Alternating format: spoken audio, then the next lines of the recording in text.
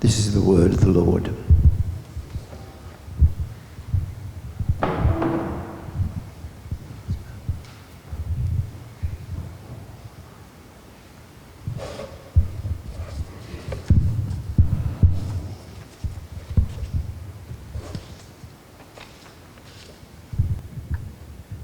At first glance, you might be thinking, what on earth are we doing with this reading? We're going backwards.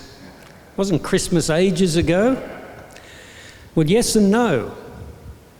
I'm one of those actually who doesn't like the fact that as soon as Christmas is gone, we rush on to the next thing, driven by our fast-paced society and by our commercial realities. You notice there's all the build-up to Christmas, and the Boxing Day sales come out on Christmas Day, actually, or even on Christmas Eve. And then no sooner has that happened than it's back to school sales. Well, I think they start on about the 27th of December. And I've seen on Facebook reports of Easter eggs appearing in shops already. So it's a danger, though, to rush on to the next thing, and our society, it feels to me like we need this constant stimulation and entertainment because we're so used to everything being new and different. We can't sit with things. So that's one good reason to linger a little bit in the Christmas story. But actually, this particular episode belongs with an after-Christmas reading anyway, because the story of the Magi who come from the east is part of the season that in the church year is called Epiphany. Now, Epiphany is a word we use occasionally. Someone might have some brilliant insight and they say, I've got it, I've had an epiphany, which really means a revelation. And this season in the church year encourages us to think about the different ways in which who Jesus is revealed and understood. Because right from the beginning, the way that the Gospels are written, Matthew, Mark, Luke and John, in their different ways, very clearly from the very beginning, are painting a picture, not just telling a story about an interesting life, but with a particular agenda, actually, to say this Jesus is the one. And how do we see that? In Luke, the gospel account that has the story of Mary and Joseph and the shepherds, right? That's in Luke's story of the birth of Jesus. It's all about the Holy Spirit and angels giving news. Behold, to you a child is born, good news for all people, etc. And the Holy Spirit is very active with Zechariah beforehand, Mary with the conception and the birth song, and so on. In Matthew, there's none of that, but there is this episode telling us something very, very powerful about who Jesus is. And in doing so, there's two aspects of it that leaped out to me. One is I guess we could call the theology of it, the meaning for belief. And the second is an aspect of inspiration. And it's good that this inspiration comes to us relatively close to the start of a new year, when we might be still in that mode of thinking, what does 2024 look like? What does my life look like in this season? Now, there's a beautiful and powerful contrast in all of this between the visitors from the east and King Herod. And in fact, if I'm being geographical, I should probably say the visitors from the east, where we are, and Herod and his advisors. These visitors from the east, sometimes called the wise men or the Magi, they're very interesting characters. We say from the east, and that's all that we're told here. And there's a lot of speculation. Where is the east? Now, we're familiar with the fact that when we just say someone's from the east, it all depends on where you're at, doesn't it? Right, if I say as a person living in Stanmore, or they're from the east, it probably means the other side of, towards the eastern suburbs, as we call them. But the eastern suburbs of Sydney is actually this really thin little bit, right? And if you live in Penrith and you said someone's from the east, well, who knows? That could mean the inner west, couldn't it? If you live in Perth, as some of my good friends do, and you say they're from the east, Well, that means this unholy separate country, doesn't it, that we call New South Wales, Victoria and Queensland. We learnt that only too well during the COVID lockdowns, didn't we? So when Matthew says these people are from the east, what is he meaning? The best guess is probably somewhere that we would call Arabia. So if you can picture, you're all looking that way, Israel's here, Arabia's sort of down here, or Babylon and Arabia that way. So the east is from that way, and there's a strange thing there because our Bible translates it, we saw the star rise in the east, and helpfully our translation that we have in front of us says it could also mean at its rising. Because if think about this, getting a bit technical, but I like geography and I like maps. If you're in the east and you see a star rising in the east and you went to follow the star, which direction would you go? East. If you're east already and you see the star rising in the east, you're going to go that way, when in fact the Magi to come to Israel or Palestine, where Bethlehem is, they're going to go the other way anyway. That's why the translation is probably good to say the star at its rising, because the same word in Greek language can cover both. You see the sun rises in the east. Right, anyway, a diversion that was probably not very helpful. They're from the east.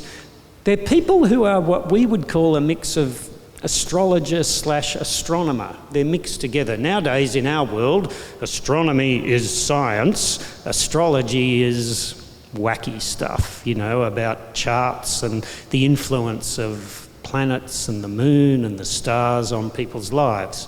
Whatever you think of that, people in India devote whole lives based on those sort of studies, don't they? In this time it was probably a mix, because people would look at signs in the heavens and say something really significant is happening. If a new star appears or some bright feature, this could have been a comet, could have been a star, we don't know, could have been some special thing.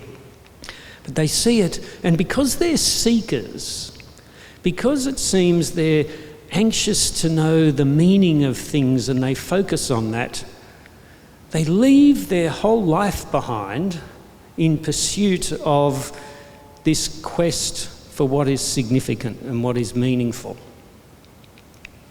And they travel from the east to Jerusalem. Now, whether they had a mix of faiths, we don't know. There's so much we could speculate about. There were influences in that part of the world, Zoroastrianism, which believed kind of in a one God. It might have been all mixed up together, and they see this portent in the heavens, and they say, we've got to find the meaning of this. Something significant is happening in the world. And so they travel to Jerusalem, following this quest for significance and meaning. And they come up against King Herod initially.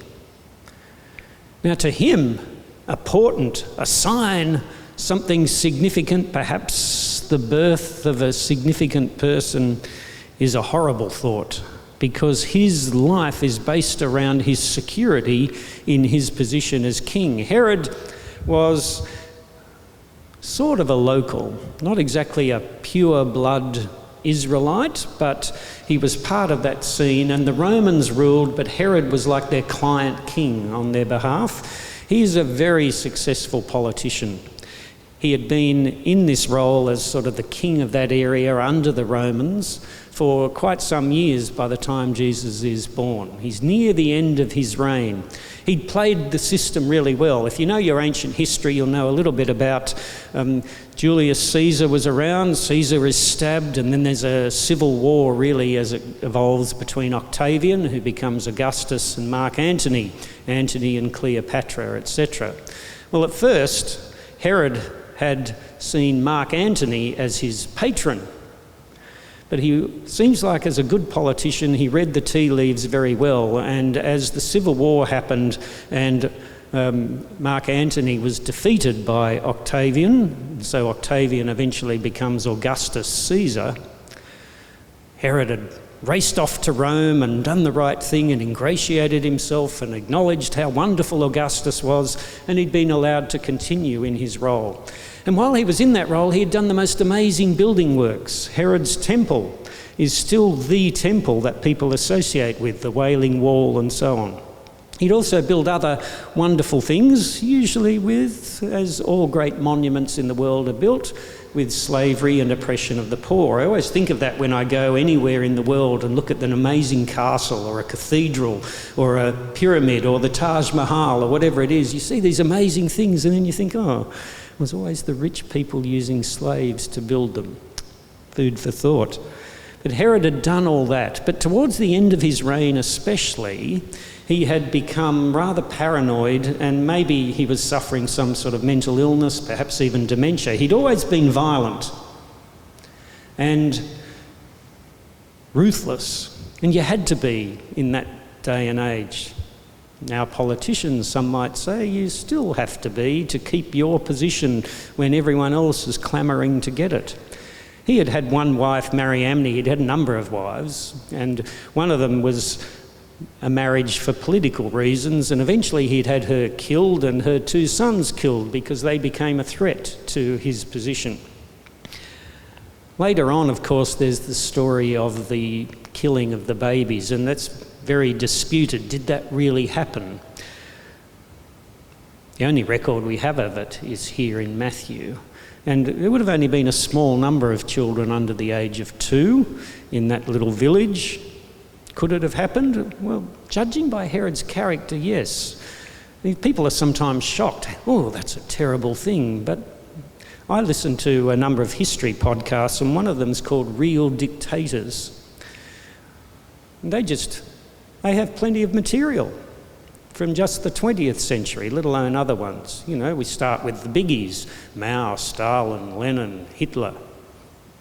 And then you can go on to General Noriega and Alexander and Putin and Mugabe and Idi Amin and Pol Pot, and so on it goes. It's not unusual to have rulers who will kill lots of people. So it kind of fits with Herod's character. Anyway, here's Herod, the one who is supposed to be the king of the Jews. And what does he do when he hears news that God may have done something? There might be a significant child born. He doesn't want anything to do with it. He's fearful of what he's going to lose. The Magi have come all this way on a quest. And so we see this contrast emerging, and in the weaving together of this contrast in this story, Matthew, in his way of assembling his story about Jesus, is making a really significant point right at the very beginning. This is chapter 2. It's the birth of Jesus.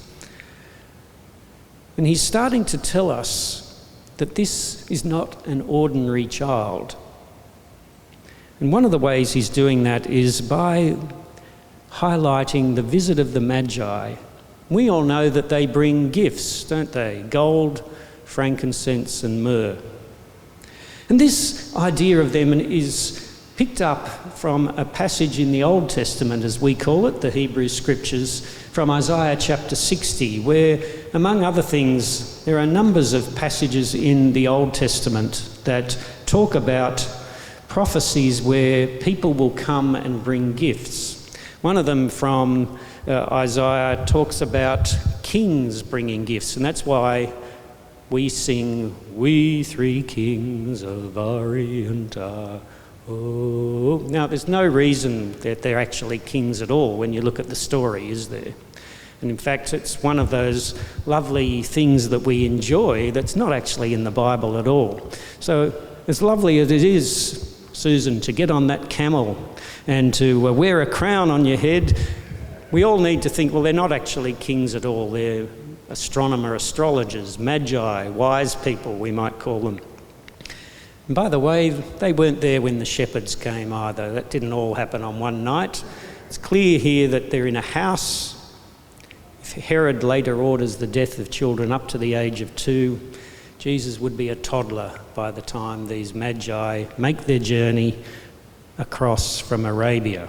Anyway, we like the story, and at one level it's harmless that those cultural things have been added, isn't it? But in Isaiah 60, there's a really powerful prophecy. Arise, shine, for your light has come. If you like Handel's Messiah, you'll know the part. The glory of the Lord is risen upon you. Darkness covers the earth and thick darkness is over the peoples, but the Lord rises upon you and his glory appears over you. Nations will come to your light and kings to the brightness of your dawn. There's another reference. So that's where these stories start to weave in. But downwards it says in verse 6, and this is all about Jerusalem at this point, right? It's a prophecy that Isaiah sees about this wonderful thing happening in Jerusalem. Herds of camels will cover your land.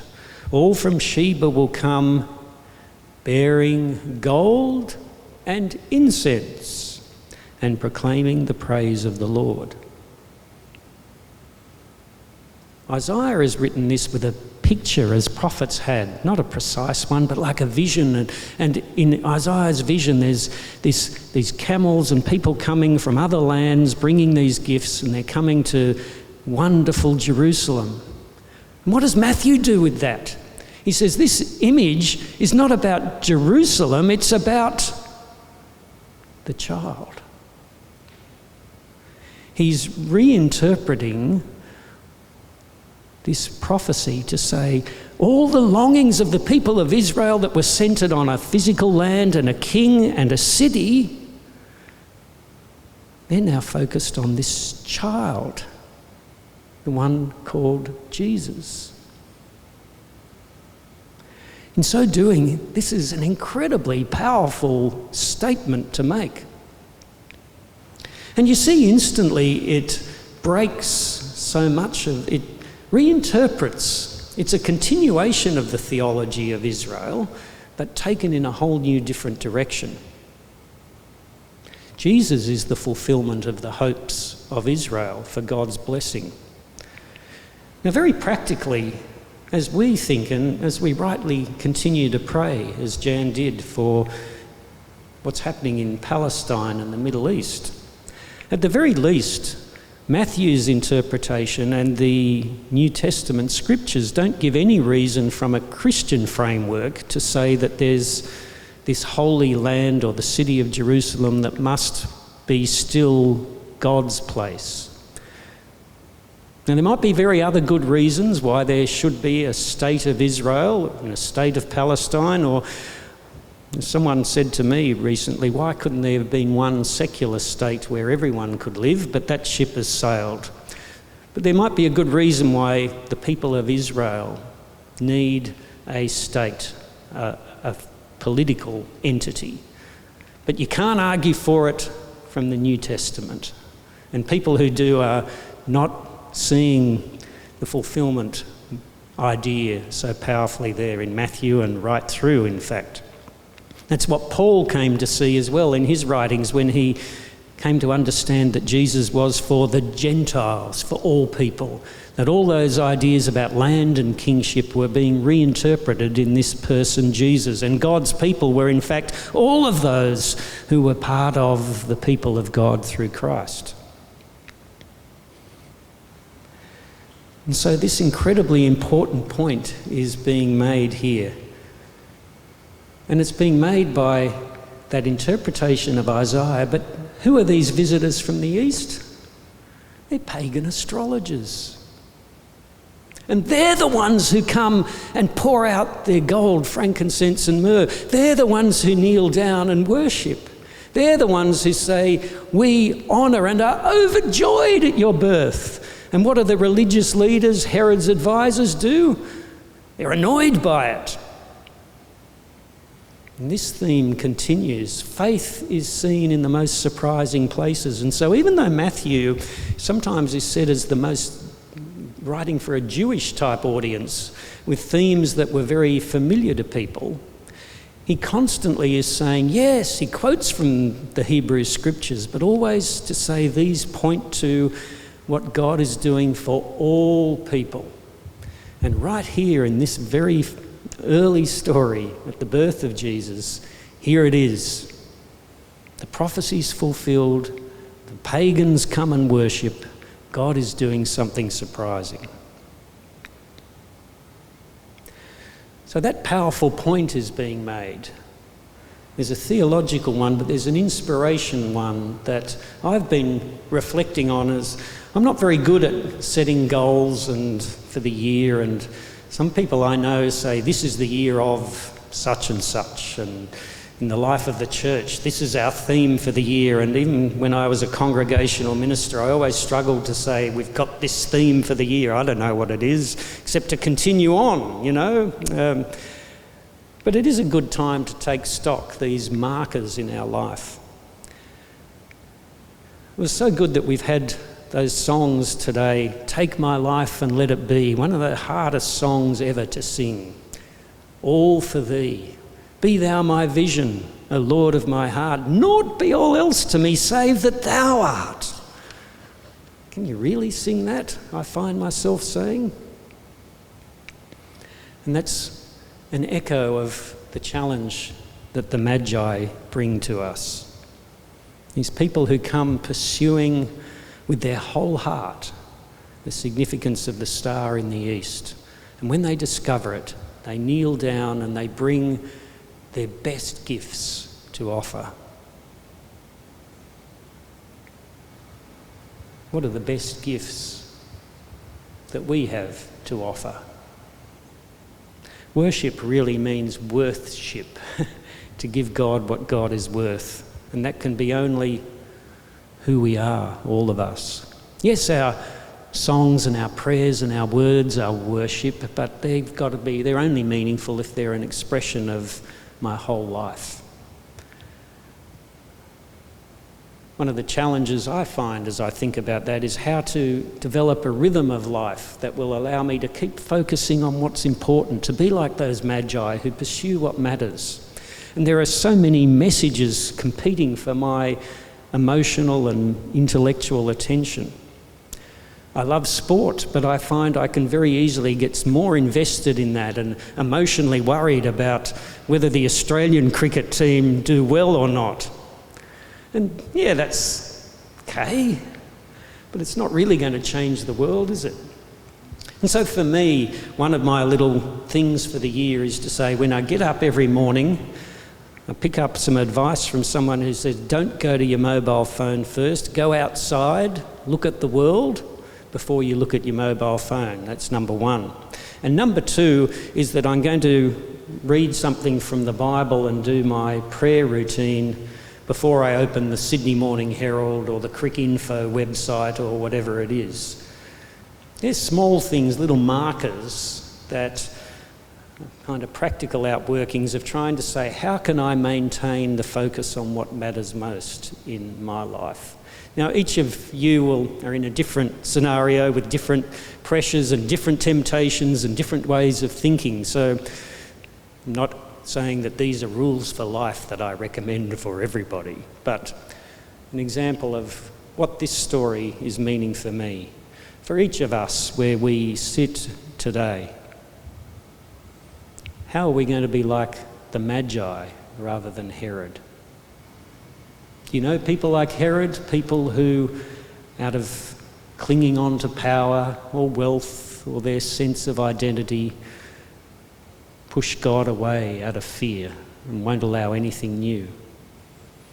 Very easy to do. Are we going to be like Herod? Or are we going to be like the Magi, pursuing what matters, falling to our knees and bringing our gifts, the best of who we are and what we have? Amen.